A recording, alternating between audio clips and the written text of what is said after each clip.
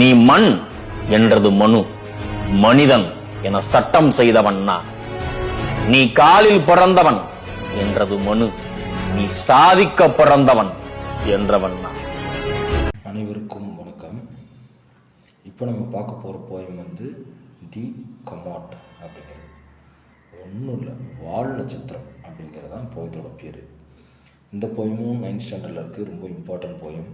ரொம்ப சிம்பிளாக இருக்கும். வொக்காபுலரி பெருசாக இருக்க வாய்ப்பு இல்லை. ரொம்ப சிம்பிளாக இருக்கும். சரிங்களா, நேராக போயத்துக்குள்ள போயிடலாம்.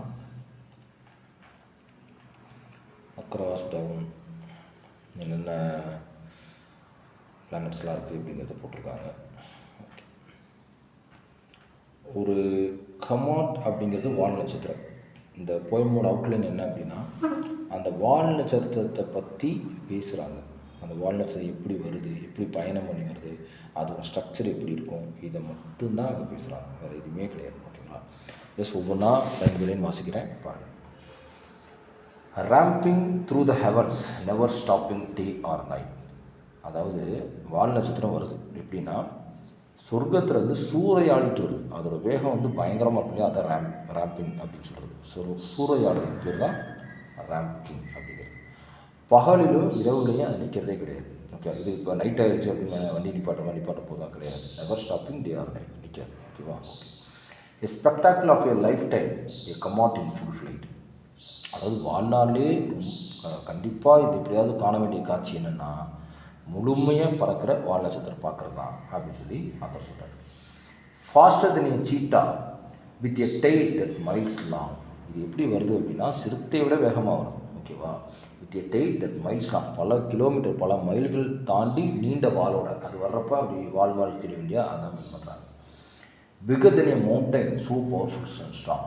மவுண்டனோட அந்த வால் நட்சத்திரம் பெருசு, ரொம்ப பவர்ஃபுல், ரொம்ப strong. The outer ice is melting causing vapour from the force. என்ன சொல்ல வராங்கன்னா, அந்த அவுட்டர் ஐஸ்னால் அந்த வெளியில் இருக்க அந்த பனி இருக்கு இல்லையா, அது வந்து வர்ற ஃபோர்ஸில் என்ன செய்யும், விசைனால் நீராவியாக மாறும். ஓகேவா, அதை என்ன செய்யும், அதை அப்படியே இப்படி தூரத்துலேருந்து வர்றப்போ அதுக்கு வால் மாதிரி நமக்கு பார்க்குறதுக்கு தெரியும். அதனின் வால் போன்ற தளத்தை விட்டு செல்கிறது. And causing vapour from the force. இந்த அவுட்டர் ஐஸ் வந்து மெல்ட் ஆகுது அது வர்ற வேகத்தில். அது வந்து என்ன செய்யுது, causing vapour from the force, அந்த ஃபோர்ஸில் மெல்ட் ஆகுது. And leaves a trail behind it as it travels on its course.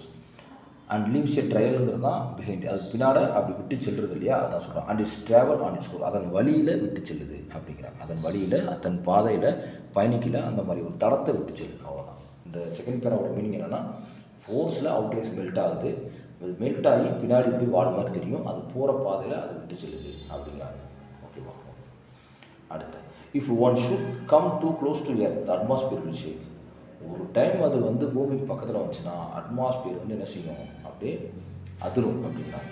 With shock wave reaching to the ground. அந்த ஷாக் வேவ் வந்து கிரவுண்டு வரைக்கும் வந்து ரீச் ஆகும். Causing the land to quake, earth quake மாதிரி அது என்ன செய்யும், அதிர்வை ஏற்படுத்தும் அப்படிங்கிறாங்க, உருவாக்கும் அப்படிங்கிறாங்க.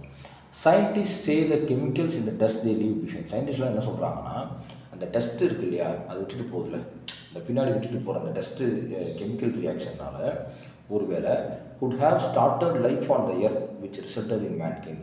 இந்த மனித குலமே வந்து அதனால் கூட உருவாகியிருக்கலாம் அப்படின்னு சொல்லி சயின்டிஸ்ட் சொல்கிறாங்க.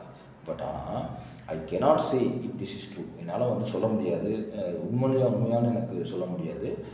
ஐ டோன்ட் ஹாவ் த ரைட், என்கிட்ட ரைட் அதுக்கான ப்ரூஃப் எதுவும் இல்லை. But I know better spectacle than a comet in full flight. ஆனால் எனக்கு ஒன்றே ஒன்று தெரியும் தெளிவாக, இதை விட நல்ல காட்சி, அதாவது முழுமையாக பறக்கிற வால் நட்சத்திரத்தை பார்க்குறதோட ஒரு நல்ல காட்சி இருக்க முடியாது அப்படிங்கிற மாதிரி சொல்ல முடியும். அவ்வளோதான். ரொம்ப சிம்பிள். இதில் ஏதாவது வொக்காபுலரி பார்த்தோமா நமக்கு தெரிஞ்சு எதுவுமே எனக்கு இந்த ராம்பிங் மட்டும்தான் வொக்காபுலரி. ஓகேவா, அதுவும் நமக்கு எப்படி க்ளோஸ் இருக்கணும். அதை தாண்டி வொக்காபுலரி எங்கேயாவது இருக்கா, பெருசாக வொக்காபுலரி இல்லை. ஓகே, திருப்பி பார்த்து முதல் இடத்துல ராம்பிங் இருப்பாங்க சொன்னல, ராம்பிங் ஸ்பெக்டாக்கிள் கமாட் ட்ரையல் போயிருக்கோம். இதுதான் சிவன் நியூஸில் வருது. இது பார்த்துக்கலாம் முன்னாடி. இதுலேயும் ஃபுல்லாகவே அப்ரிஷியேஷன் கொஸ்டின்ஸ் இருக்கும், எல்லாமே இருக்கும். நீங்கள் கண்டிப்பாக படித்தாகணும். இந்த வீடியோவில் நம்ம வழக்கம் போல் இந்த போயத்தோட கதையை மட்டும்தான் நம்ம அண்டர்ஸ்டாண்ட் பண்ணுறோம், அதை மறக்கவே கூடாது. ஓகேங்களா. போயம் இந்த கமாண்ட் அப்படிங்கிறது ரொம்ப ரொம்ப இம்பார்ட்டன்ட் போயம். ஓகே, இந்த போயம் முடிஞ்சிருச்சு. இந்த கமாண்ட் எப்பயும் ஒரு போயத்துலேருந்து நான் ஒன்று சொல்லுவேன் இல்லையா, அதாவது நம்ம வாழ்க்கைக்கு எடுத்துக்க வேண்டிய விஷயம் என்ன அப்படின்னா, இயற்கையை ரசிக்கணும். ஒவ்வொரு இயற்கையை ரசிக்கணும். மன உளைச்சல் இருக்கப்ப, மன நிம்மதி இல்லாதப்ப இயற்கை அழகை ரசித்தோம்னா சைக்காலஜிக்கலாக நமக்கு என்ன செய்யும், கொஞ்சம் ஆறுதலாக இருக்கும். இது உண்மை இல்லையா?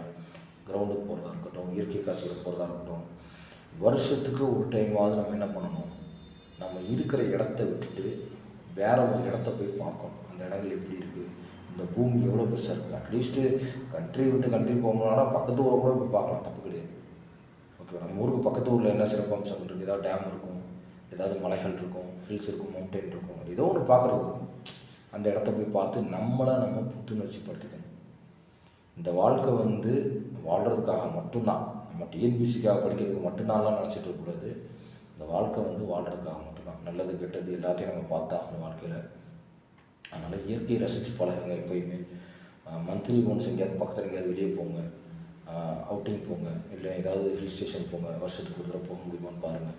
அந்த மாதிரி நம்ம இருக்கிற இடத்துலேருந்து வேறு இடங்களுக்கு போய் நம்மளுடைய லைஃப்பை வந்து புத்துணர்ச்சியாக வச்சுக்கணும். இதுதான் அந்த போயத்தில் நம்ம கற்றுக்கிறது. இந்த போய் முடிஞ்சிருச்சு. Thank you so much. தேங்க்யூ.